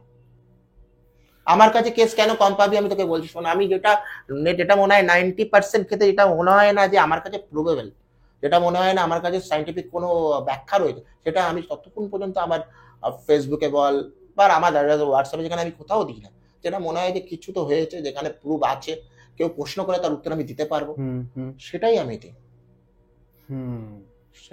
সেটাই আমি দেওয়ার চেষ্টা করি। এটা করাই ঠিক, এটা করলে তোমার কাছে সত্যতা, তোমার মধ্যে বিশ্বাসযোগ্যতা একটা থাকে। একটা জিনিস দাদা, তুমি তো খেয়াল করেছো কিনা, আমরা যখন ছোট ছিলাম, মানে তুমি তোমার দিকে অনেক সিনিয়র, তোমরা যখন ছোট ছিলে তখন একটা জিনিস শুনতে পেতে, প্ল্যানচেট, একটা মোমবাতি জ্বালাবো, একে ডাকবো, ও চলে আসবে, দুটো তিনটে প্রশ্ন করবো, উত্তর দেবে, চলে যাবে। এটা কি এতটাই স্মুথলি হয় ব্যাপারটা? একদমই না। করেছো তুমি? আমরা যেটা করি, যেটা সাইন্টিফিক প্ল্যানচেট করি। Scientific planchette? হ্যাঁ, সাইন্টিফিক প্ল্যানচেট বলতে আমরা ডিভাইস নিয়ে ইনভেস্টিগেশন করার চেষ্টা করি, সেটাও প্ল্যানচেট ব্যাপারটা আগে বোঝার চেষ্টা কর। প্ল্যানচেট ব্যাপারটা হচ্ছে যে আমরা যে বোর্ডটাকে ইউজ করি, ফিজি বোর্ড যেটা বলে, হ্যাঁ, ওটাকে ওঝা বোর্ড বলে। ওঝা বোর্ড। আর হাতে যেটাকে নাড়াই সেটাকে আসল প্ল্যানচেট বলে। আমাদের খুব ভুল ধারণা, প্ল্যানচেট পুরো ব্যাপারটাকে প্ল্যানচেট করে ফেলেছি, যে হাতে যেটা মুভ করি ওটাকে প্ল্যানচেট, ইয়েস নো নাম, এই কিন্তু এক সময়ের পর থেকে নাইনটিজের পর থেকে ওটাকে কোথাও না কোথাও বিজ্ঞান বলার চেষ্টা করে, বা যারা এই র্যাশনালিস্ট আছে তারা বলার চেষ্টা করেছে মুভমেন্ট হাত আর সত্যিকার আমার মনে হয় ওটা মুভমেন্ট নিজের হাত থেকে অনেকটা হয়। কিন্তু আমরা যে রিসার্চটা করি, ইএমএফ মিটার বল, ইকোবক্স বল, বা পিআইআর মোশন বল, বা আরো ভালো ভালো ডিভাইসগুলো যেগুলো যেগুলো নতুন এসছে সেগুলো যেগুলো ইউজ করি, সেগুলোতে অনেকটা ক্ষেত্রে বোঝানোর চেষ্টা করা যেতে পারে যে সাইন্টিফিকলি আমি কিছু করার চেষ্টা করছি। যেমন শিল্পা জিমের ক্ষেত্রেও সেই হয়েছে, যে রিসেন্টলি যে তোকে কেসটা বলি। প্ল্যানচেটের আসল সংজ্ঞা কি আমি একটা স্পিরিটের সাথে কথা বলাটাই হচ্ছে কি সেটা ম্যাটার? এটাই তো করার চেষ্টা করে। আবার প্ল্যানচেট অনেকে মিডিয়াম বসায়, হ্যাঁ মিডিয়াম অনেকে মিডিয়াম বসায়। মিডিয়াম বসানো আমি তোমায় বলি, কয়েকজন বৈজ্ঞানিক, আমি একটা বইও তো পড়েছিলাম, আগেকার দিনে কয়েকটা বৈজ্ঞানিক ছিল এরকম মিডিয়াম খুঁজতো যেখানে তাকে দিয়ে ওই জায়গাটা ঠিক করবে। মানে ধরো না, একটা নাম হচ্ছে ববি, একটা মেয়ের নাম একটা ববি, বা একটা রোজ একটা মেয়ের নাম, তাকে মিডিয়াম হিসাবেও সেই বৈজ্ঞানিকটা স্পিরিট কল করে তার ভেতরে আনতো এবং সেই রোজ কথা বলতো। এটা কি ওই one type of planchette? One type of planchette, এটা ওয়ান টাইপ অফ। কিন্তু এটা বন্ধ হয়ে গেছে। হ্যাঁ বন্ধ হয়ে গেছে, কারণ ওই যে বললাম যে র্যাশনালিস্টরা প্রবলেম করা শুরু করেছিল, এটা সত্যতা কতটা সেটা নিয়েও কথা হচ্ছিল। ইভেন রবীন্দ্রনাথ ঠাকুরও কিন্তু প্ল্যানচেট করতেন। হ্যাঁ জানি, মারাত্মকভাবে প্ল্যানচেট করতেন। ওনার একটা আসর বসতো, একটা ঘটনা জানতে পারি তোমার কাছে রবীন্দ্রনাথ ঠাকুরের ব্যাপারে? খুব বেশি কিছু ঘটনা নেই প্ল্যানচেট সম্বন্ধে। ওনারা খুব নাম করা কিছু মানুষ, ওনার যে বন্ধুরা, ওনার বন্ধু তো নিশ্চয়ই খুব নাম করা হবে, তাদের নিয়েই বসতেন। অনেকে এরকম রয়েছে। টলিউডে এখনো একজন আছে, এখনো একজন হিরো আছে, উনি এখনো প্ল্যানচেট করেন, টলিউডের নাম করা। অফ দ্য ক্যামেরা বলবে তো না, আর উনি এখনো করেন। ওনার বই এইটুকু বলতে পারি তো, ওনার বই কিন্তু এখনো মার্কেটে বেরোয় এবং হিট টলিউডে। হ্যাঁ চলে, মানে বাংলায় নাম করা একজন নায়ক। আপনারা কমেন্টে জানাবেন তাড়াতাড়ি, নাম করা নায়ক। ঠিক আছে, নায়ক তিনি, সাইড অ্যাক্টরও না, না লিড। বাবা আমি আর ঢুকতে চাইছি না, ঠিক আছে। উনি এখনো করেন। এবার এটা অনেক বড় বড় ডিরেক্টরও আমাকে বলেছে যে আরে ওর সঙ্গে আলাপ করনি, চল তুমি, নাম করে বলবো না। তাই নাকি? আমি শুনে অবাক হয়ে গেছি, আমাকে নাম করে ডিরেক্টরই বলেছিল যে ও করে তো। তাই নাকি? এখনো করে? হ্যাঁ এখন। এটা কি তার সাকসেসের রাজ? না, সেটা বলতে পারবো না, সেটা আমি বলতে পারবো না, কিন্তু তার ভালো লাগে। আমার যেমন স্পিরিটের সঙ্গে কথা বলতে আমার ভালো লাগে, স্পিরিটের সঙ্গে ইনভেস্টিগেশন করতে আমার খুব ভালো লাগে, হন্টেড বাড়িতে আমার সময় কাটাতে আমার খুব ভালো লাগে। একটা জিনিস জিজ্ঞেস করবো দাদা, এটা নিয়ে কিন্তু একটা স্টোরিতে আমরা লাস্টে ওটা দিয়ে শেষ করবো, যেটা হচ্ছে তোমার কোনোদিনও এরকম করুণাময়ী বা করুণা আছে একটা স্পিরিটের সাথে দেখা, যে নিজে চেয়েছিল যে আমি একটা ভালো কিছু করতে চাইছি? অনেকবার হয়েছে এরকম, অনেকবার। দুর্গাপুরের একটি স্কুলে যে ইনভেস্টিগেশন করেছিলাম, সেখানে একটি আর্টিকেলও বেরিয়েছিল, আমাকে আই লাভ ইউ বলেছিল। গৌরব তিওয়ারির পর এরকম কোনো spirit investigation I love you কাকে বলেছিল, ওটাই বেরিয়েছিল। তার অডিও ফুটেজ মনে আমার কাছে আছে কিনা নেই, কিন্তু ওটাই আমার নাম আর আই লাভ ইউ বলেছিল, একটা আর্টিকেল বেরিয়েছিল ওটা নিয়ে। হ্যাঁ, স্পিরিট যখন গবেষককে বলে আই লাভ ইউ বলেছিল। একটু বলবে যে তার কি হয়েছিল? দুর্গাপুরের স্কুলটি প্রায় আমি দুবার গেছিলাম। আমার ক্যারিয়ারের প্রথম শুরু যখন করি তখন ওখানে গিয়েছিলাম, আর লাস্ট ইয়ারে একবারে গেছিলাম। ওইখানকার একজন, এই লাস্ট ইয়ারে যখন গেলাম তখন ওখানকার একজন নাম করা ইউটিউবার ছিল, তারই সমস্ত সে ব্যাপারটাকে পুরো করেছিল। তো তখন যখন গেলাম তখন তো ওখানে শুনেছিলাম স্কুলটাতে, আগের বারই শুনেছিলাম স্কুলটাতে একটি বাচ্চা, একটা ভেতরে পাতকুয়া আছে, সেখানে পড়ে মারা, স্কুলের ছাত্রই। তারপর থেকে আস্তে আস্তে স্কুল বন্ধ হতে শুরু করে, না চাইল্ডিশ ঘটনা শুরু হয়। যেমন পাতকুয়ার কাছে গেলে কেউ ঠেলে ফেলে দেয়, স্কুলের অফিস রুমকে বন্ধ করে রেখে দেয়। তো এরকম করতে করতে করতে আস্তে আস্তে এরকম প্রথম তো ভেবেছিল বাচ্চারা করতো, তারপর আস্তে আস্তে ব্যাপারটা বাড়তে শুরু করে, স্কুলটা বন্ধ হয়ে যায়। বিশাল বড় দুর্গাপুরে ওই একটা স্কুলই প্রচন্ড হন্টেড। গুগল সার্চ করলে পেয়ে যাবে, তো তুমি অফ ক্যামেরায় নাম বলে দেবো, সার্চ করে দেখে নিন, অফ ক্যামেরায় নাম বলে দেবো। যারা দুর্গাপুর দিকে তারা বুঝেই আছে, তারা বুঝে যাবে। দুর্গাপুরে যারা, তারা বুঝে যাবে কোন স্কুলের কথা বলছি। তারা তোকে কমেন্টও হয়তো করবে, তাদের উপরেই ছেড়ে দেয়, তারাই তোকে কমেন্ট করবে। তো ওইখানে ইনভেস্টিগেশন করার সময় তো একটা পরিষ্কার, সেই আমি তোকে অডিওটা দিয়ে দেবো, ওটা দেখবি। বলছে যে আপনি আমার নাম বলতে পারবেন? এখানে ডক্টর উজ্জ্বল গুপ্ত পরিষ্কার নাম আছে। আমি ক্যামেরা বন্ধ হওয়ার পরে তোকে শোনাবো, ঠিক আছে? ক্যামেরা বন্ধ হওয়ার পরে তোকে শোনাবো। তো ওটা তোকে দিয়ে দিবি। আর ওখানে আমি বলেছিলাম তাহলে কি আপনি চান আমি চলে যাই? তখন ও বলেছিল মানে চলে যাওয়ার কথাই বলে যাওয়া, বলে আই লাভ ইউ। ওটা আমার মনে হয়েছিল যে গৌরব তিওয়ারির পর এরকম কোনো ইনভেস্টিগেটরের কাছে এরকম প্রথম এত ক্লিয়ার অ্যাওয়ার্ড এসেছে। বর্তমানে আমাদের এখানকার ইনভেস্টিগেশন শেষ হয়ে গেছে এবং এই বিষয়টাও আসবে আমাদের কেকে পডকাস্টে। আমরা এই এপিসোডের একদম শেষের দিকে আছি, লাস্ট একটা ইনভেস্টিগেশন আছে, কিন্তু তার আগে আবারও একটা ক্লিপ আছে। সেই ক্লিপটা দেখুন, বুঝুন, তারপর ইনভেস্টিগেশনের মজাটা আপনারা পাবেন। তো চলুন আগে দেখি ক্লিপটা কি আছে। নিন, আমি দূরে সরে যাচ্ছি। নিন, very good, very good, very good, very good. আরেকবার পাঁচ করে দেখান। Well done, well done, well done, well done. আপনি আপনি আপনি ঠিক আছে, আমি দূরে সরে যাচ্ছি। Well done, well done, well done. আপনি যদি মেয়ে হয়ে থাকেন তাহলে 10 করে দেখান, আর ছেলে হলে 7 করে দেখান। যদি মেয়ে হয়ে থাকেন তাহলে 10 করে দেখাবেন। আমি দূরে সরে যাচ্ছি, চলুন।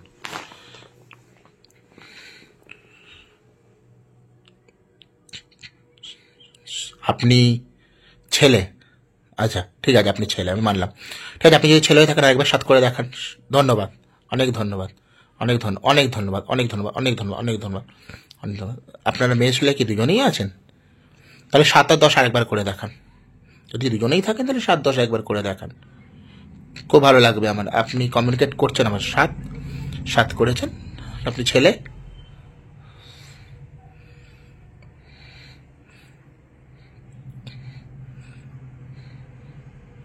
7, ওয়েল ডান, ওয়েল ডান। আপনি ছেলে, আমি বুঝতে পেরেছি। আচ্ছা, কেন আছেন? এরা এত ভালো মানুষ, কেন আপনি এখানে আছেন? কি কারণ? শত্রুতা হলে আবার 10 করে দেখান, বা আপনাকে যদি পাঠিয়ে থাকে তাহলে 5 করে দেখান। ধন্যবাদ, ধন্যবাদ, ধন্যবাদ, ধন্যবাদ। তাহলে আপনাকে পাঠিয়েছেন, আপনি টেম্পারেচার এমে বাড়াচ্ছেন। আপনি যদি আবার যদি আপনাকে যদি কেউ করে থাকে তাহলে 10 করে দেখান। কেউ যদি আপনাকে পাঠিয়ে থাকে তাহলে আপনি 10 করে দেখান। কেউ যদি আপনাকে পাঠিয়ে থাকে কাইন্ডলি আপনি আবার 10 করে দেখান। Well done, well done, well done, well done, well done, well done. আমরা একেবারে শেষের দিকে দাদা, তো শেষে একটা যদি স্টোরি তোমার বা তোমার ইনভেস্টিগেশন কিছু রাখ। 2 মাস আগে লাস্ট একটা ইনভেস্টিগেশন করি, সেটি প্রথম তোদের কাছেই বলি। একজন ডব্লিউবিসিএস অফিসার, এক্স-ডিএম, তার বাড়ির কেস। নাম বলতে পারবো না, কারণ এটা ক্লায়েন্টের নাম বলাটা উচিত না বলাই ভালো। তার বাড়ির ক্ষেত্রে হয়েছে, তার বউয়ের মত হচ্ছে যে তার ছেলে নাকি মাঝে মাঝে এমনভাবে পজেস হয়ে যায় যেটা ওনার আপনি না দেখলে বিশ্বাস করতে পারবেন না। আর এই ঘটনা শুধুমাত্র ওনার এই হঠাৎ করে শুরু হয়নি, এই ঘটনা বছর 3 ধরে শুরু হয়েছে। উনি যখন আজ থেকে বাঁকুড়ায় পোস্টিং ছিল, যে বাড়িটাতে ভাড়া থাকতো, সে বাড়িটার তলার দিকে নাকি ওই নীলকর সাহেবপুর ছিল না, নীলকর সাহেবদের নাকি, নীল চাষিদের নাকি খুব অত্যাচার করা হতো। তো কোনো একদিন রাতে, সেদিন থেকে এই ঘটনার সূত্রপাত, সেদিন থেকে কোনো একদিন রাতে নাকি ওনার ছেলে ওই ঘরটার সামনে, ঘরটা বন্ধ থাকতো, ওই ঘরটার সামনে বসে আছে। আর ওর ছেলেকে খুঁজতে গিয়ে ওনার মিসেস গিয়ে দেখে ছেলেটা ওই ঘরের সামনে, দরজার সামনে বসে আছে। ওনার মিসেস আমাকে বলে, আমি যখন ওনার কাঁধে হাত দিই, ও আমার দিকে এমনভাবে চায় উজ্জ্বল, যেটা সাধারণ মানুষের চাওয়া নয়, মানে ঘুরে এমনভাবে চায়। আমি বললাম, সত্যি বলে উজ্জ্বল, আমি ওই চাওনি, তোমাকে কিছুতে বোঝাতে পারবো না, ওই চাই না। আমি সেদিনই বুঝেছি যে আমার ছেলের কিছু হয়ে গেছে। তারপর কিছুক্ষণের মধ্যে ঠিক হয়ে যায়। এই ঘটনা তারপর থেকে চালু হয়। মাঝে মাঝেই 3 মাস 4 মাস পরে উনি, ওই ছেলেটা সেই রূপ আবার ধরে, সেই চাউনি, অ্যারোগেন্ট হয়ে যাওয়া, অ্যাগ্রেসিভ ভাব দেখানো, এরকম ব্যাপার শুরু করে। কিছু সেকেন্ডের মধ্যে থাকে, চলে যায়। তো আমি প্রথমে বলেছিলাম যে আপনি এটা মেডিকেলি কাউকে দেখিয়ে, বলে অনেককে দেখিয়েছি। বলে তোমার স্যার এমন একটা বড় পোস্টে আছে, তার সঙ্গে কম চেনাশোনার লোকের তো আলাপ নেই। প্রচুর অনেক বড় বড় ডাক্তারদের দেখিয়েছে, বড় বড় হসপিটাল দেখিয়েছে, সাইকিয়াট্রিস্টকে দেখিয়েছে, সাইকোলজিস্ট দেখিয়েছে। তাই সবারই মতে যে এটা কোনো রকম তার প্রবলেম নেই। ডুয়েল পার্সোনালিটি যেটা বলা হয়, সেটাও কি কোনো ছিল না? আমি জাস্ট করেছিলাম, আমি বাইপোলার ডিজিজের কথাও বলেছিলাম। বাইপোলারের কথা বলে ডাক্তার বলেছে বাইপোলার একটুখানি, তার একটু হালকা একটু নার্ভের সমস্যা রয়েছে, এটা এই ক্ষেত্রে নয়, নিউরোলজিক্যাল প্রবলেম রয়েছে, আদার্স সার্ভাইকাল আর লাম্বার একটু চোট রয়েছে, সেখান থেকে একটুখানি স্লিপ ডিস্কের প্রবলেম রয়েছে বলে কোমরের প্রবলেম হয়েছে, আর কোনো এর জন্য ওষুধ খায়। হুম। তো আমি বলেছিলাম যে তার মধ্যে কি কোনো রকম এমন, কেননা নার্ভের ওষুধের মধ্যে বেসিক্যালি একটুখানি ঘুমের ওষুধ মেশানো থাকে, তো তার চাপে তুমি ডাক্তার বলছে যে পরিমাণে যায় ওর শরীর সেটা এটা হওয়ার কথা না। তো এটা ইনভেস্টিগেশন করার জন্যই আমাকে দায়িত্ব দেন। আমি যখন উনি চলে আসেন যেখানে আমাকে ডেকেছিল, সেটা নর্থ চব্বিশ পরগনার একটি জায়গা, সেখানে আমি যখন যাই ইনভেস্টিগেশন করি, ছেলেটির ঘরটাই ইনভেস্টিগেশন করার জন্য বেছে নিই। বিশ্বাস করে আমি যখন যাই ছেলেটি আমাকে ঢুকতে দিচ্ছিল না, ছেলে আমাকে ঘরে কিন্তু অ্যালাউ করছিল না। কত বয়স? 17-18 বছর বয়স। হ্যাঁ। হ্যাঁ। ও তোমায় ঢুকতে দিচ্ছে না, না? আপনি ঢুকবেন না? ওরা লুকসই আলাদা ছিল, আর ও আমাকে ঘরে ঢুকতে দিচ্ছিল না, আর ওটা ওর বাবা মা বুঝতে পারছিল। সচরাচর ওটাও করে না কাউকে, 17-18 বছর অনেক বয়স। করে না ওটা।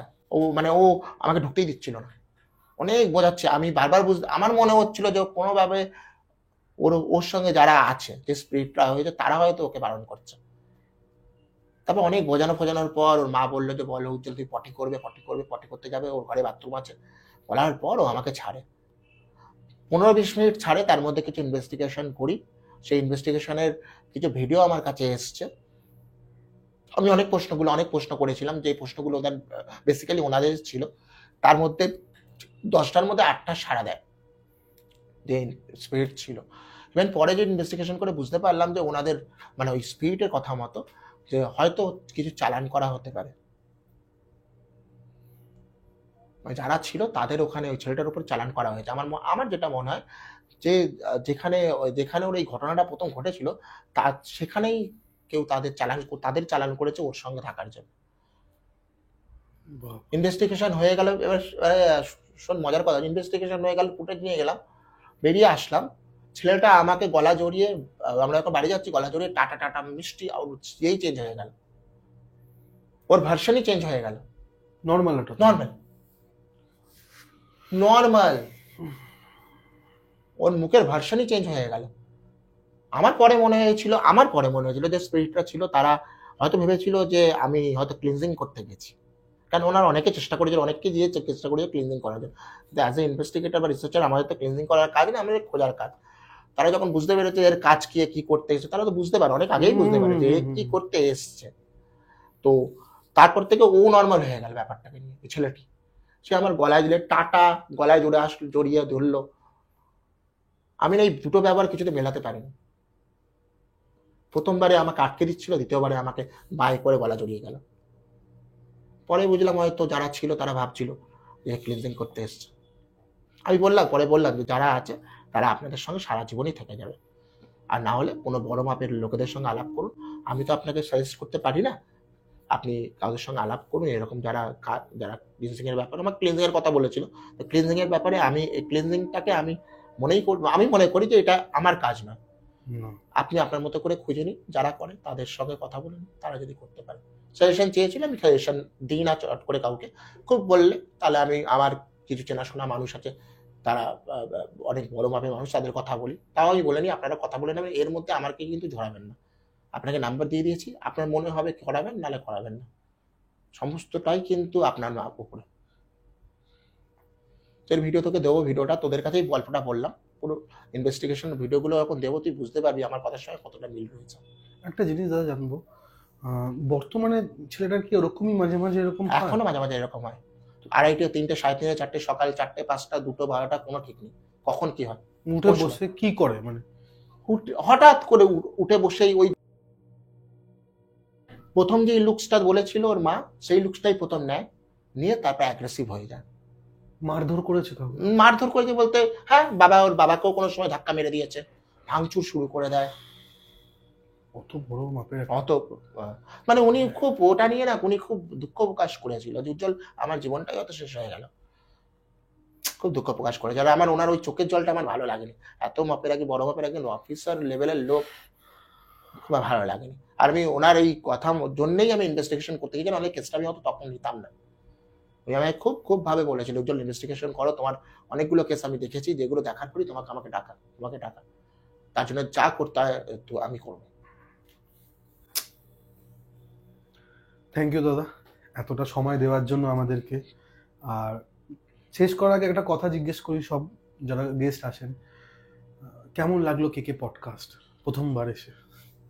দেখ, এত channel, national media, international media, অনেক পডকাস্ট, ছোট বড়, আমি ছোট বড় কাকুই বললাম, কোনো কাজ ছোট হয় না, কোনো পডকাস্ট চ্যানেল ছোট হয় না। যাদের 400 তারাও যেরকম, যারা 1 মিলিয়ন তারাও সেরকম। তোর মধ্যে একটা পার্ট আছে, তুই এগিয়ে যেতে পারবি আরো, কারণ তোর গলার আওয়াজ, তোর ভয়েস যেগুলো দরকার পডকাস্টের জন্য সেটা তোর মধ্যে আছে। চ্যানেলটা এগা আস্তে আস্তে, আমরা সকলেই আছি তোর পাশে। আমরা অবশ্যই সবসময়, তুই আমার ছোট ভাইয়ের মতোই, থ্যাংক ইউ দাদা, প্রথম দিন থেকে ভাই বলেছি তোকে। এগিয়ে যা, আমরা সবসময় তোর পাশে আছি। থ্যাংক ইউ দাদা। মানে আর কিছু বলার নেই, দাদা যা প্রশংসা করেছে। আপনাদের এতক্ষণ থাকার জন্য থ্যাংক ইউ। আর কিছু বলবো না। আমি আপনাদের হোস্ট কৌশিক সেন, আর আজকে আমাদের গেস্ট ডক্টর উজ্জ্বল গুপ্ত, আর ক্যামেরার পেছনে কিংশুক সেন। Thank you. নমস্কার।